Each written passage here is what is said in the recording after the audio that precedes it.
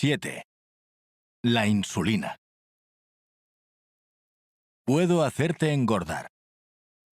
De hecho, puedo hacer que cualquier persona engorde. ¿Cómo? Recetándole insulina.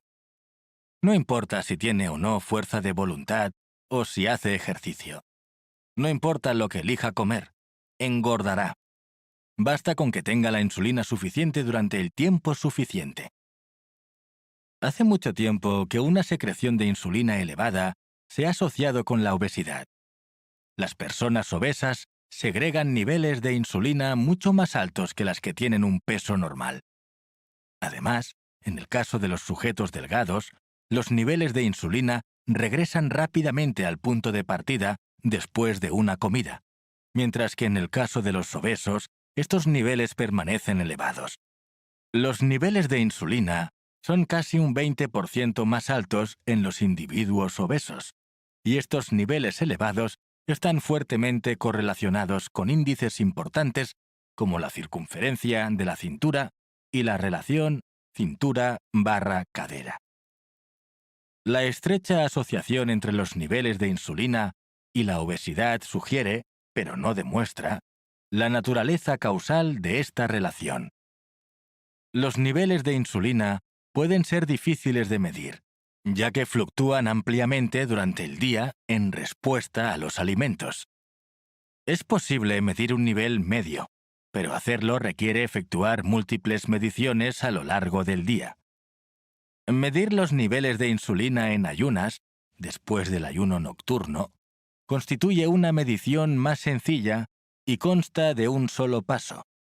Efectivamente, las investigaciones revelan una estrecha asociación entre los altos niveles de insulina en ayunas y la obesidad. Y esta relación es aún más fuerte si solo se toma en consideración la masa grasa de la persona en lugar de su peso total. En el estudio cardíaco de San Antonio, se vio que los altos niveles de insulina en ayunas estaban fuertemente correlacionados con el aumento de peso a lo largo de 8 años de seguimiento. Como veremos en el capítulo 10, un estado de resistencia a la insulina también conduce a niveles altos de insulina en ayunas. Esta relación no es casual, ya que la resistencia a la insulina juega un papel clave entre las causas de la obesidad. Por lo tanto, sabemos que la asociación entre los altos niveles de insulina y la obesidad ya se ha establecido claramente. La siguiente pregunta que cabe hacerse es si esta asociación es, de hecho, una relación causal. ¿Los altos niveles de insulina provocan la obesidad? Pongamos a prueba esta hipótesis.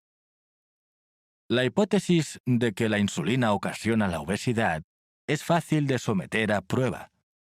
Podemos demostrar si existe una relación causal por medio de administrar insulina a un grupo de personas en un contexto experimental y, luego, medir su aumento de peso. En este experimento, la cuestión fundamental es: si la persona recibe insulina, ¿va a engordar?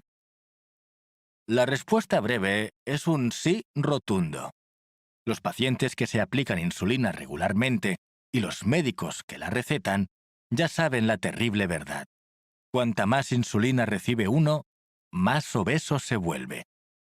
La insulina produce obesidad. Numerosos estudios, realizados sobre todo con pacientes diabéticos, ya han demostrado este hecho. La insulina provoca aumento de peso. La insulina se utiliza habitualmente para tratar ambos tipos de diabetes. En la diabetes tipo 1, tiene lugar una destrucción de las células productoras de insulina del páncreas, lo que da lugar a unos niveles de esta hormona muy bajos. Los pacientes necesitan inyecciones de insulina para sobrevivir. En la diabetes tipo 2, las células son resistentes a la insulina y los niveles de esta son altos. Quienes la sufren no siempre requieren insulina y suelen ser tratados primero con medicamentos orales. En 1993 se llevó a cabo un estudio histórico, el ensayo sobre el control y las complicaciones de la diabetes, en que los investigadores compararon una dosis estándar de insulina con una dosis alta y diseñada para controlar rigurosamente el azúcar en sangre en pacientes con diabetes tipo 1. Al final de los 6 años que duró el estudio, este demostró que el control intensivo del azúcar en sangre condujo a que esos pacientes tuvieran menos complicaciones. ¿Y qué ocurrió con su peso? Los participantes que estaban en el grupo que recibía dosis altas ganaron, de media, unos 0,45 kilos más que los participantes del grupo estándar. Más del 30% de los pacientes experimentaron un gran aumento de peso. Antes del estudio, los miembros de ambos grupos tenían un peso semejante y eran ligeramente obesos. La única diferencia fue la cantidad de insulina que se les administró. ¿Acaso esos pacientes pasaron a carecer, de pronto, de fuerza de voluntad? ¿Pasaron a ser más perezosos que antes del estudio? ¿Pasaron a ser más glotones? No, no y no. Sus niveles de insulina en sangre aumentaron y ellos engordaron. Los estudios a largo plazo llevados a cabo con la diabetes tipo 2 muestran el mismo efecto de aumento de peso debido a la insulina. El estudio prospectivo sobre la diabetes en el Reino Unido, realizado en la década de los 70, fue, en esos tiempos, la investigación más grande y duradera que se había hecho nunca sobre la diabetes tipo 2. Su objetivo principal era determinar si la gestión intensiva de los niveles de glucosa en sangre era beneficiosa en el tratamiento de esta enfermedad, pero se llevaron a cabo muchos subestudios en su ámbito. También, en esa ocasión, 2 grupos similares recibieron un tratamiento estándar versus un tratamiento intensivo. Dentro del grupo del tratamiento intensivo, a los pacientes se les administró o bien inyecciones de insulina o bien un fármaco de sulfonilurea, el cual estimula la secreción de insulina del propio cuerpo. Ambos tratamientos hacen que suban los niveles de insulina, aunque por medios diferentes. Las inyecciones de insulina elevan los niveles séricos más que la sulfonilurea. ¿Qué ocurrió con el peso de los participantes? El grupo sometido al tratamiento intensivo ganó 3,1 kilos de media. Entre ellos, los que fueron tratados con insulina engordaron aún más, unos 4 kilos en promedio. El aumento de los niveles de insulina, ya fuera por medio de las inyecciones directas de insulina o el consumo de sulfonilurea, desencadenó un incremento de peso significativo. Una vez más, los niveles de insulina se elevaron. Los pacientes ganaron peso. Los nuevos tipos de insulina de acción prolongada también ocasionan un aumento de peso. Un estudio de 2007 comparó 3 protocolos de insulina diferentes. ¿Qué ocurrió con el peso de los participantes? Según el estudio, en general, los pacientes subieron de peso con todos los regímenes. Los que formaban parte del grupo de la insulina basal, que recibieron la dosis más baja en promedio, fueron los que ganaron menos peso, 1,9 kilos de media. Quienes estaban en el grupo de la insulina prandial, que recibieron la mayor cantidad de insulina, fueron los que más engordaron, 5,7 kilos de media. El grupo intermedio ganó 4,7 kilos de media. Cuanta más insulina prescribieron los médicos a los participantes, más subieron de peso. Reducir la ingesta calórica demostró no servir para nada. En un estudio fascinante que se llevó a cabo en 1993, altas dosis de insulina permitieron normalizar, prácticamente, los niveles de azúcar en sangre en un grupo de pacientes que tenían diabetes tipo 2. A partir de 0, la dosis se fue aumentando una media de 100 unidades diarias durante un período de 6 meses. Al mismo tiempo, los pacientes disminuyeron su ingesta calórica en más de 300 calorías diarias. Los niveles de azúcar en sangre de los pacientes eran elevados. Pero, ¿qué sucedió con su peso? Que se incrementó una media de 8,7 kilos. A pesar de comer menos que nunca, engordaron muchísimo. No fueron las calorías las que impulsaron su aumento de peso. Fue la insulina. La insulina también ocasiona un incremento de peso en los no diabéticos. Consideremos lo que sucede con los pacientes que tienen insulinomas, tumores muy poco habituales, secretores de insulina, usualmente encontrados en no diabéticos. La incidencia estimada es de solo 4 casos al año por millón de habitantes.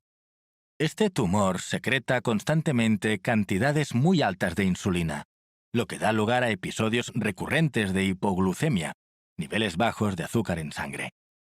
¿Y adivinas qué ocurre con el peso corporal? Una serie prospectiva de casos demostró que el aumento de peso había afectado al 72% de los pacientes.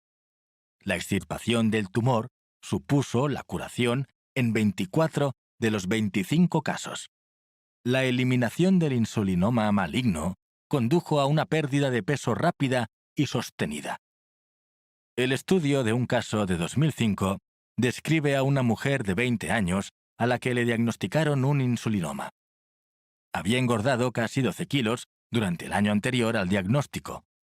Su aumento de peso no se debió a una mayor ingesta calórica, ni su posterior pérdida se debió a una reducción de calorías. El elemento determinante fue la insulina. Su incremento y su descenso se correspondieron con la subida y la bajada de peso. Los agentes hipoglucémicos orales. Hemos visto que las inyecciones de insulina ocasionan aumento de peso. Hay otros medicamentos, llamados agentes hipoglucémicos orales, que se ingieren y hacen que el cuerpo produzca más insulina. Si estos fármacos también provocan obesidad, tenemos ahí una prueba muy consistente de la relación causal entre la insulina y el aumento de peso. Las sulfonilureas y la metformina. Hay varias píldoras en el mercado para el tratamiento farmacológico de la diabetes tipo 2. Las sulfonilureas operan estimulando el páncreas para que produzca más insulina, y de ese modo bajen los niveles de azúcar en sangre. Es bien sabido que todos los fármacos de este tipo provocan aumento de peso. Otro agente hipoglucémico oral es la metformina, la cual reduce la cantidad de glucosa producida por el hígado y hace que aumente la captación de glucosa por parte de los músculos. La insulina, las sulfonilureas y la metformina tienen distintos efectos sobre los niveles de insulina. La primera es la que hace que se incrementen más. Las segundas también ocasionan un aumento de estos niveles, pero no tanto como la insulina. Y la tercera no hace que suban en absoluto. Se llevó a cabo otro estudio para comparar estos 3 tratamientos entre sí. No hubo diferencias en cuanto al azúcar en sangre entre el grupo que tomó metformina y el que tomó sulfonilureas. Pero, ¿cuáles fueron los efectos de los distintos tratamientos sobre el peso? Los participantes del grupo al que se suministró insulina experimentaron la mayor subida de peso, más de 4,5 kilos de media. Se aumentó la insulina y los pacientes ganaron peso. Los del grupo que tomó sulfonilureas también engordaron unos 2,5 kilos de media. Se aumentó ligeramente la insulina y los pacientes ganaron un poco de peso. Los del grupo que tomó metformina no ganaron más peso que los que solo hicieron dieta. No se aumentó la insulina y los pacientes no ganaron peso. La insulina hace que el peso se incremente. Las tiazolidinedionas. Las tiazolidinedionas son medicamentos que aumentan la sensibilidad a la insulina. No hacen subir sus niveles, sino potenciar el efecto de la insulina y, como resultado, el nivel del azúcar en sangre se reduce. Estos fármacos gozaron de una enorme popularidad después de su lanzamiento, pero debido a las dudas que surgieron en cuanto a la seguridad de 2 de ellos, la rosiglitazona y la pioglitazona, actualmente apenas se recetan. Estos medicamentos mostraron otro gran efecto además de su capacidad de hacer bajar el azúcar en sangre. Al potenciar el efecto de la insulina, en calidad de sensibilizadores de esta hormona, dieron lugar a un aumento de peso. Los agentes incretínicos. Las hormonas incretínicas se secretan en el estómago en respuesta a los alimentos. Pueden ralentizar el vaciado de este órgano y provocar náuseas como efecto secundario, y también ocasionar un aumento de la liberación de insulina a corto plazo, pero solo en asociación con las comidas. Se han puesto a prueba varios fármacos que incrementan el efecto de la incretina, y en general se ha visto que causan un ligero aumento de peso en el peor de los casos, aunque los resultados de los estudios muestran variaciones.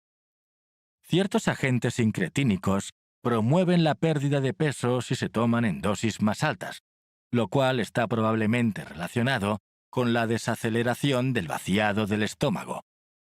No se aumenta la insulina de forma sostenida. No se gana peso.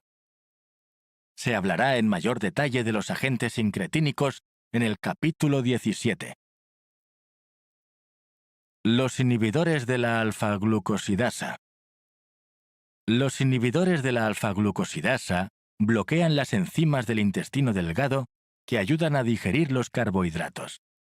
Como resultado, el cuerpo absorbe menos glucosa y presenta niveles más bajos de esta en sangre. Ni el uso de la glucosa ni la secreción de insulina se ven afectados. El hecho de que se absorba menos glucosa ocasiona un pequeño descenso de los niveles de insulina. Y en cuanto al peso, los pacientes experimentaron una pérdida de peso leve, pero estadísticamente significativa. Se redujo ligeramente la insulina y los pacientes perdieron algo de peso. Los inhibidores de SGLT2. La clase más nueva de medicamentos para la diabetes tipo 2 son los inhibidores del cotransportador de sodio-glucosa tipo 2, los inhibidores de SGLT2 por sus siglas en inglés. Estos fármacos bloquean la reabsorción de la glucosa por parte del riñón, de modo que se excreta a través de la orina. Esto reduce los niveles de azúcar en sangre, el resultado de lo cual es una menor producción de insulina. Los inhibidores de SGLT2 pueden hacer bajar los niveles de glucosa e insulina después de las comidas hasta en un 35 y un 43% respectivamente. Pero, ¿qué efecto tienen sobre el peso los inhibidores de SGLT2? Los estudios muestran sistemáticamente una pérdida de peso sostenida y significativa en los pacientes que toman estos medicamentos. A diferencia de prácticamente todos los estudios dietéticos que señalan una pérdida de peso inicial seguida de un aumento de este, aquí se encontró que la pérdida de peso experimentada por los pacientes que tomaban inhibidores de SGLT2 se mantenía durante un año o más. Además, se trataba predominantemente de pérdida de grasa y no de músculo magro, aunque era generalmente modesta, de alrededor del 2,5% del peso corporal.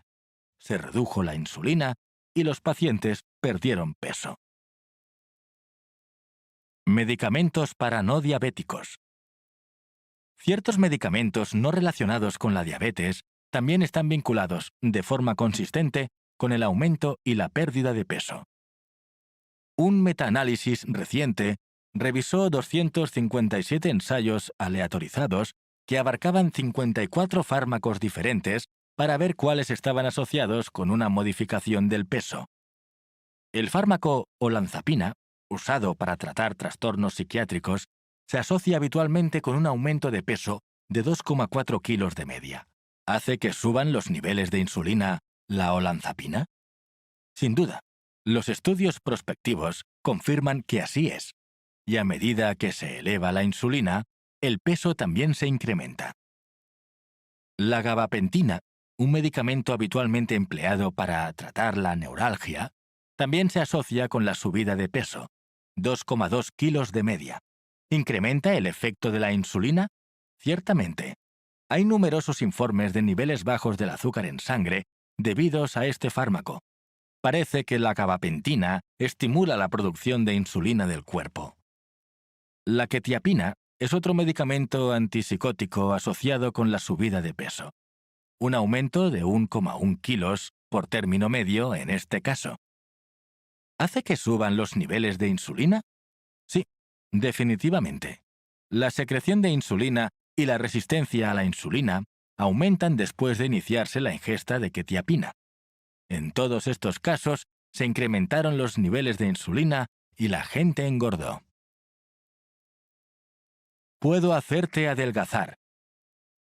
Si la insulina ocasiona aumento de peso, ¿puede tener el efecto contrario el hecho de hacer descender sus niveles? Cuando la insulina alcanza niveles muy bajos, debemos esperar una pérdida de peso significativa y severa. Los inhibidores de SGLT2, que reducen la glucosa y la insulina, ofrecen un ejemplo del efecto que puede tener sobre el peso la reducción de los niveles de insulina, aunque en el caso de estos fármacos, el efecto es leve. Otro ejemplo, más dramático, lo ofrece el enfermo de diabetes tipo 1 no tratado. La diabetes tipo 1 es una enfermedad autoinmune que destruye las células beta del páncreas, productoras de insulina, por lo que ésta cae a niveles extremadamente bajos. El azúcar en sangre aumenta, pero el sello distintivo de esta afección es la grave pérdida de peso que tiene lugar. La diabetes tipo 1 se conoce desde tiempos antiguos. Areteo de Capadocia, famoso médico griego de la antigüedad, escribió esta descripción clásica. La diabetes es un derretimiento de carne y miembros en la orina. Por más calorías que ingiera el paciente, no puede ganar ningún peso. Hasta el descubrimiento de la insulina, esta enfermedad tenía casi siempre un desenlace fatal. En este caso, los niveles de insulina descienden drásticamente y los pacientes adelgazan muchísimo. En la comunidad diabética de tipo 1 existe un trastorno llamado diabulimia. Hoy en día, los pacientes con diabetes tipo 1 son tratados con inyecciones diarias de insulina. Algunos de ellos desean adelgazar por razones estéticas. La diabulimia es la subdosificación deliberada de insulina con el propósito de obtener una pérdida de peso inmediata y sustancial. Es algo extremadamente peligroso y ciertamente no recomendable. Sin embargo, si esta práctica persiste, es porque se ha convertido en una forma muy eficaz de eliminar unos kilos. Los niveles de insulina bajan y se pierde peso. Mecanismos. Los resultados son muy consistentes. Los medicamentos que hacen subir los niveles de insulina provocan aumento de peso. Los que no tienen ningún efecto sobre los niveles de insulina tampoco lo tienen sobre el peso. Y los que hacen bajar los niveles de insulina ocasionan una pérdida de peso. El efecto sobre el peso es independiente del efecto sobre el azúcar en sangre. Un estudio reciente sugiere que el 75% de la respuesta de pérdida de peso en la obesidad se puede predecir a partir de los niveles de insulina. No a partir de la fuerza de voluntad, ni la ingesta calórica, ni del apoyo o la presión de otras personas, ni del ejercicio. Solamente a partir de la insulina. La insulina provoca la obesidad, lo que significa que debe ser uno de los principales controladores del punto de ajuste del peso corporal. Cuando los niveles de insulina suben, el peso corporal aumenta. El hipotálamo envía señales hormonales al cuerpo para que gane peso. Sentimos hambre y comemos. Si restringimos la ingesta calórica deliberadamente, nuestro gasto energético total disminuirá. El resultado sigue siendo el mismo, el aumento de peso. Como escribió el perspicaz Gary Taubes en su libro Why We Get Fat and What to Do About It, ¿Cómo engordamos? RBA, Editores, 2013, no engordamos porque comamos en exceso. Comemos en exceso porque engordamos.